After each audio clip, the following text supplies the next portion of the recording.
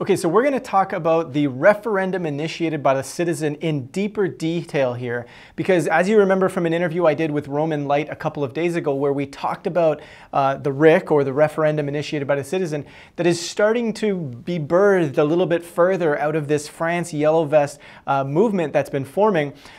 This particular thing, there are nuances, there are details here, there are some misconceptions that we did cover a little bit in the interview, but I wanted to get a little bit more clear on and a little deeper on, because I truly believe that this RIC movement, this referendum initiated by the citizen, in the short term has the potential to create massive change on this planet and truly pull power from a physical structure point of view away from the cabal. Now, this is incredibly important because in essence, this is like an antidote to the cabal. In a previous video, I had talked about, I believe it was the antidote to the cabal, I talked about how we need to stop voting and participating in the system. Now, what the misunderstandings that so often come is that people get too obsessed with semantics, right? We begin looking at it, well, how is voting in itself evil? No one's saying that voting in itself is evil just as the idea, the tool of voting.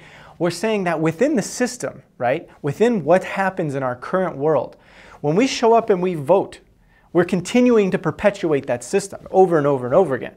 If we had a new system, or we had a new way of being, or if legitimate people that were perpetuating a different system was in place, maybe voting at that point wouldn't necessarily be such I guess, an act that just holds in things that it produces our own enslavement, right? But when we start looking at the system today, yes, voting is a very useless act other than to continue to perpetuate the system and to continue to put, as Roman spoke in the previous interview, you're putting the knife in the hand of the psychopath, right? Now, it's not to say that we need to get all caught up in these people being psychopaths, but that's the analogy he used, because it's true when you look at the fact that these people are not acting particularly on the best interest of humanity. And although we continue decade after decade to have that perception that people are doing this, they're not, right? Politicians are really not working in the best interest of the people, and government is simply a parent that holds down, or that says to the child, i.e. the people,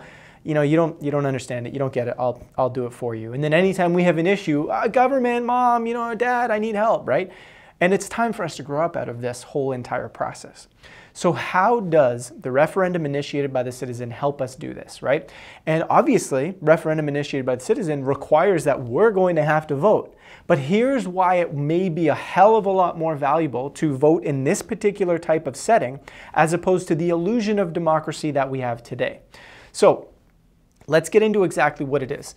If we were to look at this, now people will say, oh, like someone said recently, Canada does have referendums, which is correct. And there are referendums seen in other countries around the world as well.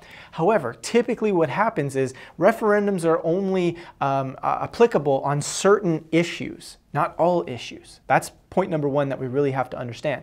Number two, a lot of referendums are very complicated and are very difficult to actually get instated. And in a lot of ways, it still requires some level of government approval before it actually goes through, which is insanity, because that means that still the parent is telling you what you can and cannot do at all times. So you as the people, or me as well, right? We don't really have power.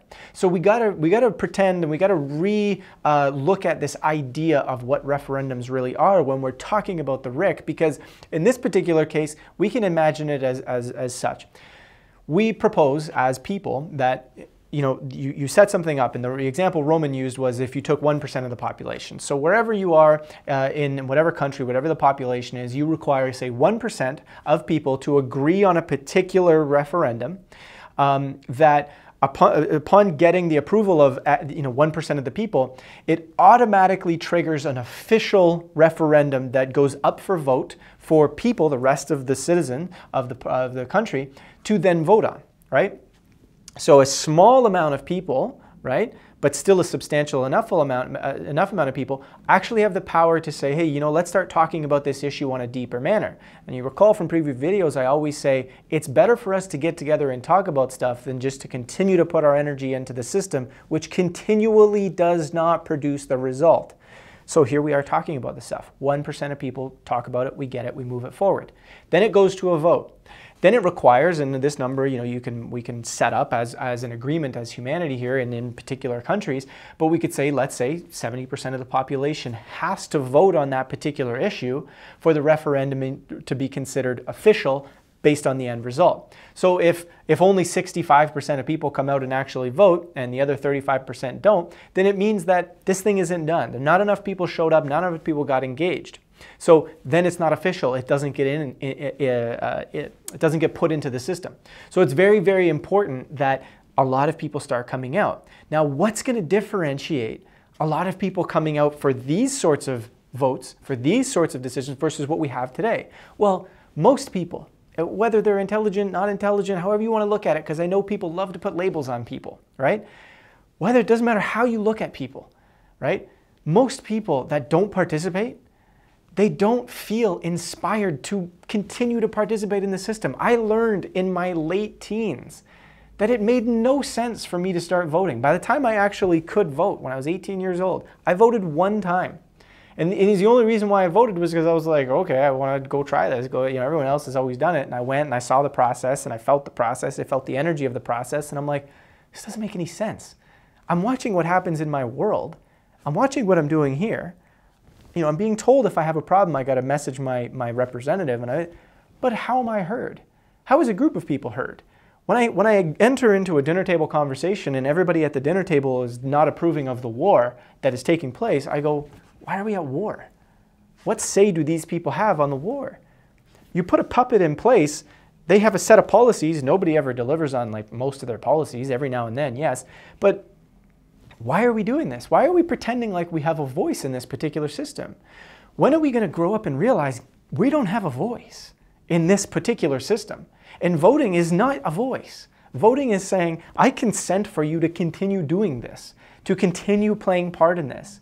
And the solution is, yes, in the short term, producing a system where the government can no longer make overarching decisions without getting the approval of the people who are truly the ones in power. So now, instead of a referendum that has to be approved by the government, instead of a referendum that can only come up on certain issues, we give the power to the people and say we can create referendums that we all collectively vote on, that decides what actually happens. So now corporations can't just manipulate and put in lobbyists to go and control government and how government runs, because guess what? If it's not approved by the people, it ain't happening. If you start seeing big decisions like, oh, okay, well, we're going to start a war. We're going to spend, billions, if not trillions in taxpayer dollars on going to war and killing people based on an enemy we created ourselves anyway. But, we're going and doing that. And all of a sudden it's like, well, if the people don't approve, it's not going to happen. So this is actually giving power to the people. This is making it so that these people can't, or the government cannot actually just make decisions all the time. So we're taking the power away from them and we're putting it back into everybody. And we all have a voice. This is how you actually have a voice. To repeat, voting in our current system, you do not have a voice, plain and simple. You have an illusion of a voice. And we need to come to terms with that deeply. So when people say, okay, great, well, what about all the people who have no idea, they don't understand any of the issues that are brought forth in a referendum, how are we going to get them engaged? I'm not saying this is going to be like, boom, we institute this and suddenly it works. I'm saying this is the process that starts to pull us out of this enslavement that we're in right now, where we have no power. And over time, as people start to realize, hey, we're actually getting power, we're actually, like when I heard about this and when I started to feel this, as someone who doesn't vote, and I specifically don't vote because I choose not to consent to this system, I believe, like I start thinking about this and I go, I'm actually going to have power. And so is everybody else. And this is really important. This is going to inspire me to want to be involved in a lot of the different things that are happening, the different things that are being put forth by other people. Because guess what? At the end of the day, I actually have a say. And there's nobody who can suddenly strip that say out from under me, i.e. what government is today, and just suddenly say, oh yeah, well, we didn't actually want to put through that policy. Because it has to be done. And there's nobody that's above in terms of power. That's it, that's all. That's what this is. That's what the referendum initiated by the citizen is about. It's about giving us the power back. It's about ending this relationship with government where they're the parent and we are the child. And we need to grow up to that. We need to understand that humanity is going through a growth process. And the other aspect of this referendum initiated by the citizen that I think is so important is that humanity, as we grow and evolve, we need to create systems that are a hell of a lot more fluid than they are today. They're not these rigid systems where everything is slow and, oh my gosh, and everything's stuck, and then it takes a revolution to, why does it need a revolution every single time we want to change something big? It doesn't make any sense, right? Whereby we create a referendum initiated by the citizen where, guess what? We made a decision. We collectively voted on it. It's great. A year later, we evolve in our ideas. We evolve in our understandings. We evolve in our hearts. We evolve in our physical world and our technologies. And suddenly we realize, hey, this old thing that we voted on last year, we actually could bring it up to shift and change again, because now we realize that we've evolved. And so someone could come up with these ideas, share it, what do you think of this? We come together, bingo bango. Now all of a sudden we have another referendum. We can change it again. And the people, as long as they can agree on the situation, we all get involved, we make it happen. So it allows us to fluidly grow and evolve, and thus do that to our systems as well. Because that's who we are as beings. We grow and evolve. That's what happens. That's why it's like we're feeling so like everybody, I know, I can see it on people's faces. I feel it within myself. You look at the system and you go, this doesn't feel good. This doesn't represent me. And all the upheaval and all the different things that people are feeling inside when they blow up on their families, a lot of it is just like we're feeling deeply like something's got to change here within ourselves, right? Both within our consciousness, but also within our systems around us. And we're not going to get there. We're not going to do that if we don't start taking our power back from government, who is not working in our best interest, period, right? So this is a huge, huge thing that we got to start looking at. And the last kicker that I got to mention here, that we got to make sure as citizens, as we continue to put forth solutions like this, we got to look at it and we got to say, all media is allowed to be involved in covering these referendum processes. And mainstream media has to live stream, perhaps, their full interviews or their full coverage of something so that there is a full gamut of understanding of what someone says and what someone's about and what's going on, so that they can't manipulate it all the time. Because the reality of the situation is the mainstream media has always been used as a tool for the government in place, i.e. just the shadow government, just the cabal, just the elite. It's been used as a tool for them to manipulate people into supporting or into getting behind stuff, making people feel guilty for not voting as if they're not putting their power into something. Meanwhile, people are becoming more intelligent. They're realizing, wait, it doesn't add up. I go to the voting booth, I vote for something, nothing changes, we're complaining again all over again. And they still convince you to vote in this current system, remember, right? Whereas, and that's what the purpose of the mainstream media is, to continue to keep us engaged in drama, in all the left-right battle, all this stuff. Referendum initiated by the citizen means, guess what? Politics crumbles. It doesn't matter anymore, because no one's manipulating you to think a certain way. Instead, we present issues. There's no one in power. There's no one deciding what's going to happen all the time. So politics become useless. All the division of people becomes useless because they don't have the power anymore. But in order for us to get there, we got to be willing to let go of the old. We got to be willing to look at our old system and say, what are we doing? This doesn't make sense. We don't got to do this anymore, right? And if we're not willing to do that, if we don't have the courage to do that, things like this won't happen. We got to have the courage to be able to look at our old system. Don't worry about what everyone else is going to think. Think about you. Think about what you decide to do, what's meaningful to you. When you look at this as a proposed solution, think about yourself. Does this make sense to you? Is this something you would participate in?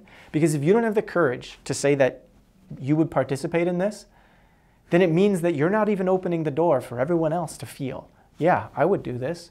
All that matters, change starts within, is all that matters is that we shift our consciousness to the point where we can begin pulling our faith out of the old and start looking at new options and saying, I have the courage to do this. I don't have a boatload of fear stories and a boatload of programming getting in the way of me seeing truly how freeing this entire solution truly is. So that's what this is about. And when you're watching this video and when you want to share this with other people to get them to realize, and this is why I want this to go viral, is I want people to realize how truly powerful this solution is in the short term. Yes, deep down the road, it may change and we may realize, yeah, we can even shift things even further. The reality of the situation is we won't have to pull down a ruling elite, a ruling cabal structure, because the people will be able to make the decision. And that's what this is about. And yes, the cabal, they're all part of the people too. We just got to stop giving them our power, because they don't actually have power other than what we voluntarily give them. That's it, that's all. Hey YouTube, thanks for watching this video. Don't forget to hit the like button and share a comment if you have anything to say. You can also subscribe to our channel just above my head up here so you can get more videos like this. Collective Evolution stays alive in this era of massive censorship through support from viewers like you. Up in the right-hand corner of the screen, you can join our Conscious Media Movement campaign, which allows you to become a monthly supporter and help keep conscious media and Collective Evolution alive. Thanks and peace.